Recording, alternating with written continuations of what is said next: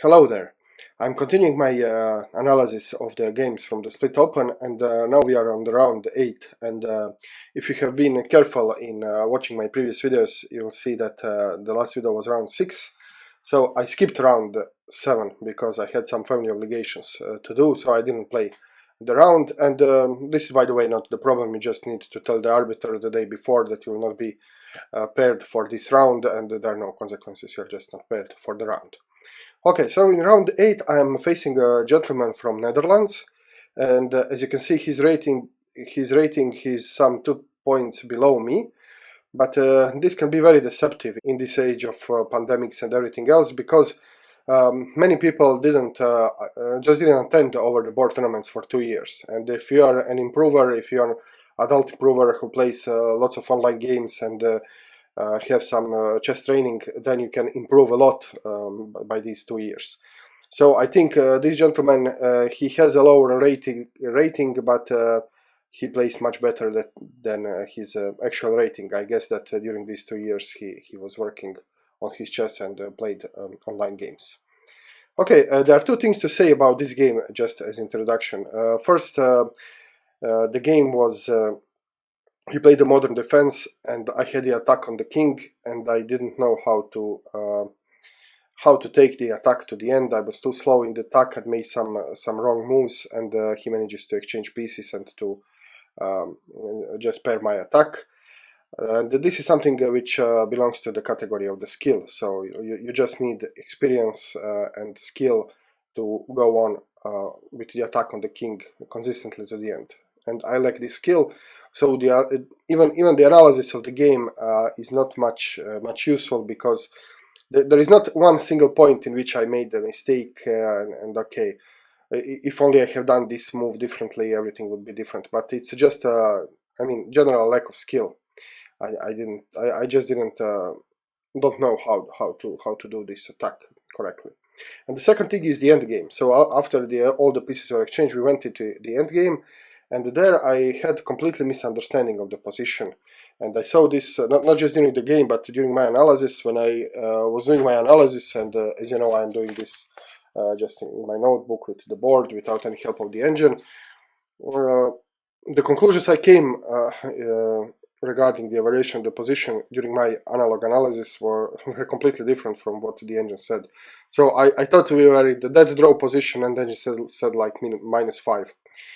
So yeah, this was a hard game. So first the attack, which I don't know how to do properly, and it's even difficult to say where exactly did I went wrong here, and then the end game, which I completely misunderstood. So well, I did learn something from the game, and I hope you will too if you stay with me to the end. But yeah, a difficult and complicated game anyway. Okay, let's get right into it. So I played e4, he played d6. I thought that maybe he will go for Philidor. Yeah. So anyway I played d4. If you give me center, I take it. I was expecting Philidor, and then it will be fun, but no, he went for a modern defense with g6. So he wants to fianchetto the bishop. I want to bring my bishop here, to bring my queen here. I have to develop my knight, so I can castle long, and then I can maybe challenge the exchange with bishop to h6, and I can just start the attack with h4 and my other pawns. So this is the general strategy. This is how it's supposed to play to be played. Okay, so the game continues. Knight to c3, like I said in my plan. He fianchettos his bishop to e3, according to my plan. So here my opponent played the usual developing move, knight to f6. And here I played f3, and this is because, well, this is the first mistake, so it's just too slow. This is the first symptom. So f3 is to stop knight to g4, which attacks my bishop and stops my attack. But if you look at the database or master games, or also there is this good book, Neil MacDonald, starting out e4, and it has several modern games on how to attack the fianchetto bishop and the modern defense. So this f3 is never played. I mean, it's played in some other variations or later, but not here.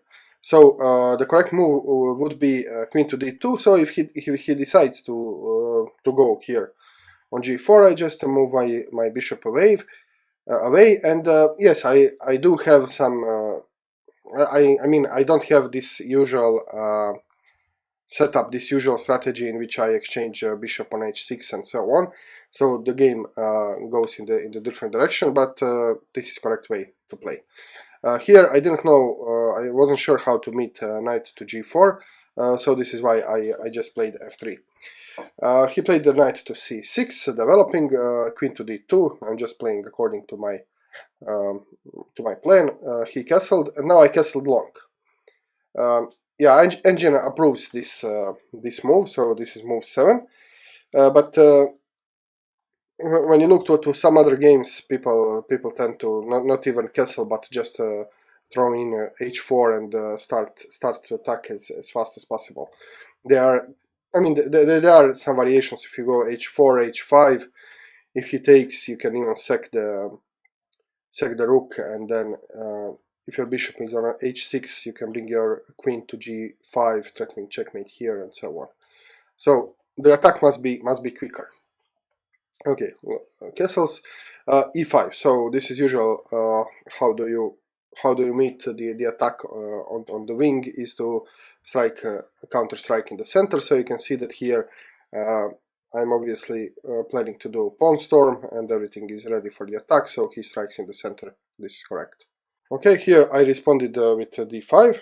I'm just checking my notes. Okay, and now the center is closed, and I can focus on the attack on the wing. So he played knight to d4, going in the center. I'm just developing the knight and also challenging this knight. He takes the knight, I take the knight with the bishop. Now you can see that yeah, all my pieces are developed. I have castled, my rooks are connected, the center is locked. So this is kind of an ideal setup for the attack. He played a5, so he decided that he will not, instead of playing on the king side and trying to organize his defense, he decided to make some kind of counter attack on my castle king position. Okay, and here bishop to h6. So this is a wrong move. I mean, the engine thinks all these moves are blunders. a5 is a blunder, bishop h6 is a blunder, because there are obviously better alternatives. So yeah, bishop h6 is a blunder. So this is just you know, from the move 2, I decided I want to exchange this bishop, so I just went on. Engine takes g4, and then pawn storming is much stronger. So bishop h6, bishop d7, he's developing his pieces. Bishop takes g7. I just continue with my plan. So also I don't have to take. I mean, I could have continued with pawn storm here and just keeping the pressure. And if he ever takes, then I have my queen on this nice square. Okay, he took, I played g4. So I started this pawn storm. Engine thinks I should stop the counterplay before I continue the pawn storm. So a4 is the engine move. My move in my notes was h4. So I thought that maybe this was, I mean, I had a feeling when I was analyzing the game that this was all too slow.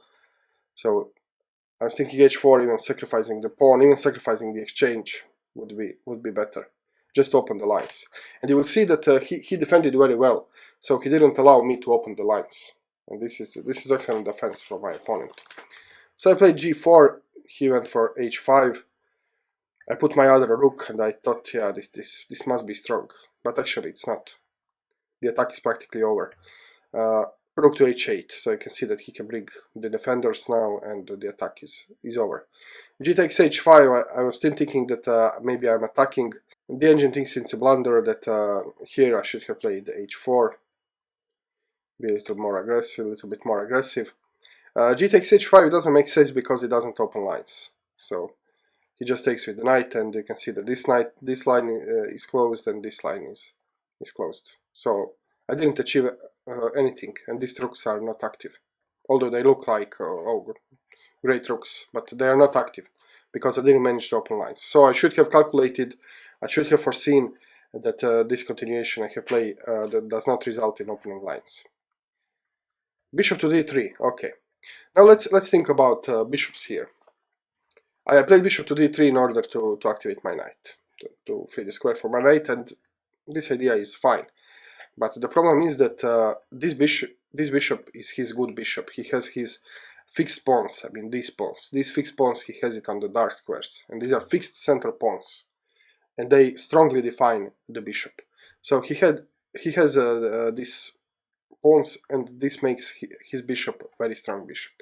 On the other hand, my bishop, I have the opposite situation. I have the pawns on the light squares, and this pawn as well.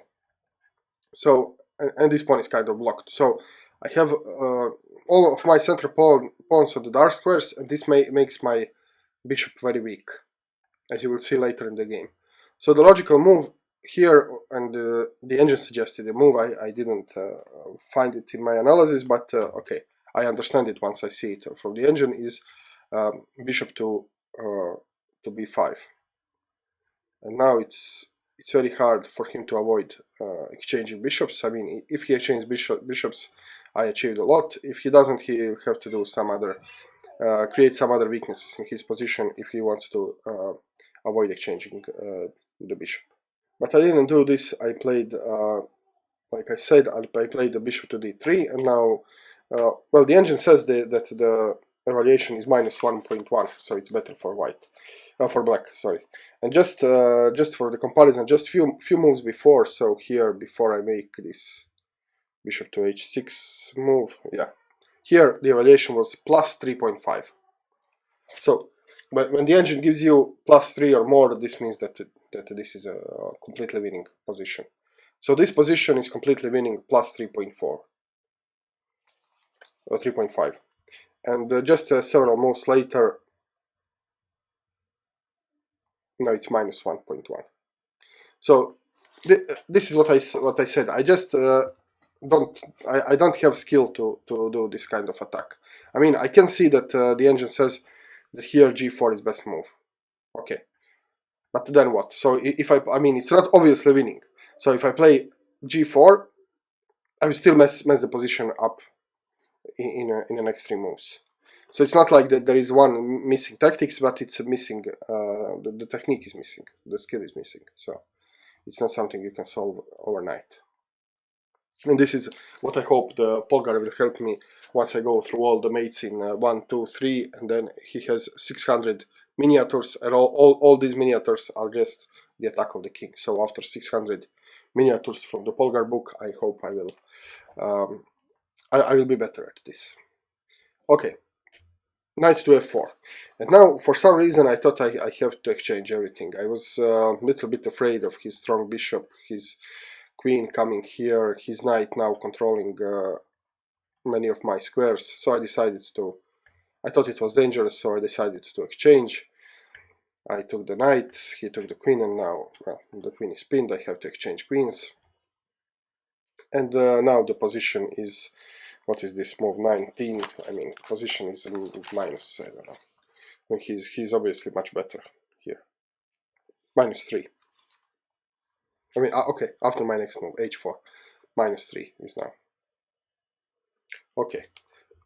The alternative for this exchange was, here I could have played either queen to c3, for example, avoiding the exchange, or king to b1. So I didn't have to exchange here, but I did. Okay, so h4 was the move. So I was still thinking that I can somehow profit from these rooks being here and then maybe play h5. But he just plays rook h5 and stops any advancement. And now, okay, I play rook to g5 because I realize at this moment when he brings another rook, I cannot defend this pawn anymore. I mean, how can you defend this pawn twice? I cannot bring rook here because he's hitting this, so the only way to defend this pawn is to exchange rooks. So we exchanged rooks. And now you can see the position, the problem. Okay, I have this bishop is very passive. I cannot do anything with this bishop. The only way this bishop can shine, can be activated, if I manage to put it outside the pawn chain. This means that I have to do this maneuver. Yeah, so outside if the bishop is can come to one of these points, then it's okay, it's activated. Because I obviously cannot activate it through this side of the board. So this was my idea to somehow activate the bishop here. So bishop to f1, and this was a good idea and good plan, and I managed to went through with it. King to f6, here the engine says he should have played G5 immediately. I cannot capture because my rook is hanging, so this would be interesting.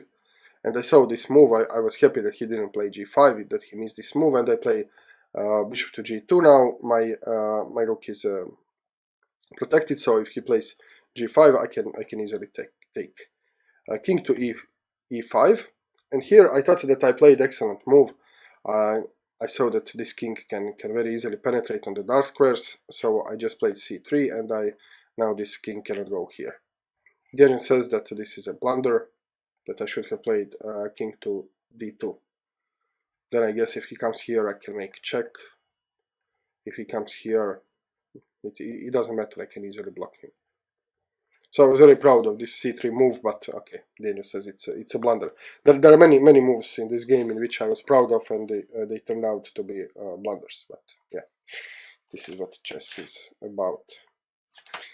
Okay, I just see my notes. Okay. Now he played f6. The engine says that f5 here is a winning move. So if he played f5, this would be like minus 5. So completely winning move, which he missed, so did I. So he played f6. So you can see in these endgames, neither of us understood what was going on. So many. I mean, every other move is a blunder according to the engine. So okay, now my plan is to bring the king over to h2 and then being able to play bishop to h3 at some point. Something about this. Okay, g5. I was very pleased to exchange rooks. Now I have one problem less to worry, because this h4 pawn is no longer a weakness. I took the pawn, took the rook, and now he took the pawn. Okay, and now I'm continuing with my plan. So my plan is to bring the king here and bring the bishop here and activate the bishop. So I did this. He cannot do much. So okay, he played b5. I played a3, and now you can see that I thought that I just closed the queen side. So all my pawns are on the dark squares. He has light square bishop, so he cannot attack my pawns, and I mean he cannot make any progress on the queen side, so I can focus now on the king side. c5. Okay, here I thought that this would be a catastrophe of the move if I take en passant. But the engine says that taking en passant is actually the best continuation, and this evaluates by to 0.0, so this is then equal position. I thought that this is not good because he's just activating his bishop, and I was also thinking that maybe now his king has some prospects. He has this pawn break ready, so I thought that this was a almost losing move, this en passant. And I have even written this in my notes. I've written, of course, I will not play en passant because it activates his bishop and gives him another break in the position. And this was wrong. So this is another instance which my evaluation was completely wrong. Instead, I played bishop to g2, and of course, computer says it's a blunder. b4. Okay, he is trying to do something, but he cannot actually do anything, so he cannot break. I mean, if he takes, I will take, and I will just keep my pawns on the dark squares, and he can do nothing. If he takes here, I take here again. He cannot come with his king. These pawns are on the dark squares, so he cannot make any progress. King to f2, king to f6, king to g1, king to e7. Now he doesn't have any good moves, so he's just going to N4. I mean, his understanding was that he doesn't have good moves, so was mine in the game. But in fact he does, so the good move here is g4. This is what he should have done. So g4, if I take, he takes, and I have to worry about this forever. So this would be his best move. And also if he comes with king here, then this guy is also attacked. So this was his best move, but he didn't see this, so he just went on playing with his king. By the way, I want to say that here, when you look at this position from the white perspective, the only threat you see, you must be aware of, is this break. So if he has a pawn break, you have to be aware that he has a pawn break, and this is the only threat in the position, the only way he can win is to successfully manage this pawn break. And I kind of saw this, but you'll see that I forgot about this at one moment. And the same side, if you look at from the black perspective, what is the only thing you have to keep in mind? What is the only way the white can win here? Is this pawn break. So if white successfully manages to do this pawn break, he will win. If black successfully performs this pawn break, he will win. So these 2 pawns are the key in the position, and you have to keep in mind all the time. You cannot allow yourself to forget about these pawn breaks. And what does it mean in effect? This means that well, this king is bound to stop this break. This king cannot go far too away because this break will happen. Also, this king must be around these pawns to control this break. And you will see later in the game that I forgot this, and this is why I lost. Not the only reason, but the main reason. Okay, I went on with my plan, king to h2, he just continued going to and fro with his king, and now I managed to play bishop to h3, finally. And yeah, the engine says if instead knight to king to f6 he played the g4 here, it's -5, he's winning. Yeah, we both miss this. Okay, h3, now my bishop can be activated. He played bishop to b5, he didn't want to exchange, of course. This bishop is still better. All his pawns are on the dark squares, so this bishop is still better than this bishop. Bishop to g4. I'm not sure what was my idea behind bishop to g4. I think, yeah, I think I was anticipating that he can attack my my pawn, so I wanted this pawn to be defended, so I can bring my king back, something like this. Okay, king to g7, king to g2, bring my king back, king to f6, king to f2, king to e5. I mean, he's just going with his king. He doesn't know what to do. I mean, what better moves does he have? King to e1, and now he played b3 and offered me a draw. So this is the situation. He offered me a draw. I said, okay, let me think about it. So by the FIDE rules, you offer a draw in the moment after you play your move, and then you hit the clock, and then you offer a draw. Then I can think about his offer on my time as long as I want. So I said, okay, let me think. I was thinking for some time, and I decided that I didn't want to take the draw. And my reason for not taking the draw, I mean, maybe I should have taken the draw because he has a better bishop. So he is slightly better in this position. Let me just see what the engine says here. What is the evaluation?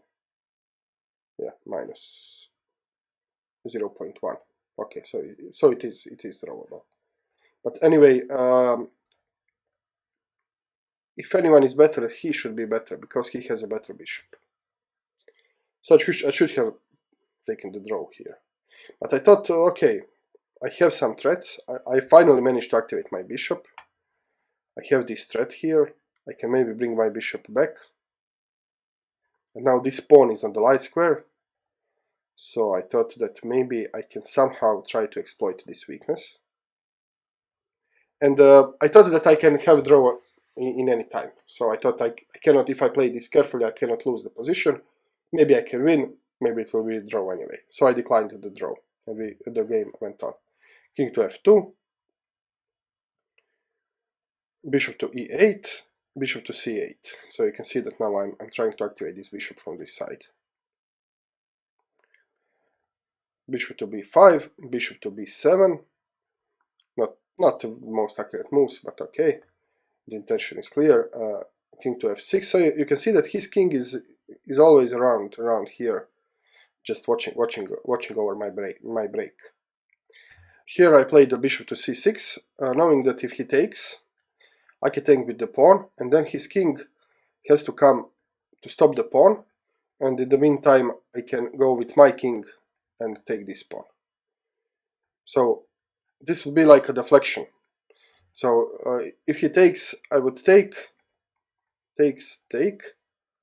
and then his king is deflected on this side of the board, and then I can just win by this side of the board. And this was correct. So if this exchange would occur, the computer says I'm +8. Okay, so he declined the exchange. Bishop to c4, and now I played a4. And this is the move, all or nothing move. Now I know when I play a4 that this is a weakness, and that later on, if he ever manages to attack this pawn, I will not be able to defend it, and he will just win by pushing the a pawn. But I thought that I have chances by bringing the bishop here and then forcing the exchange of bishops. And then I thought that after the forced exchange of bishop, I can maybe come here and make this push and win the game. This was my idea, and this was a very risky move. I was thinking about this a lot because when you don't want to have your pawns on the light squares, especially fixed pawns. So now I'm fixing the pawn on the light square, and yeah, I made a wrong assessment of the position, and this was a very bad, very weak move. So the computer says it's a blunder. And why this is a bad move? Because I forgot about this threat. So if this exchange ever happens, this will mean that my king will have to go here at some point far away, and then he can make the break. Okay, bishop to d3, and now I'm continuing with my plan. I want to hunt down this bishop, so I play bishop to b5. And here I miscalculated. I thought that if he takes, I take, that I have the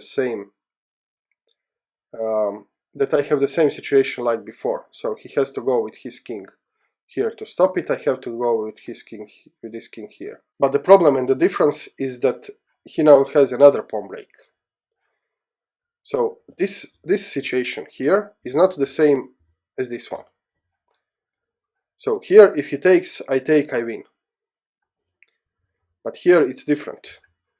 If he takes, I take, he wins, because he has this pawn break. So he can just go takes. He just has several ways. I take.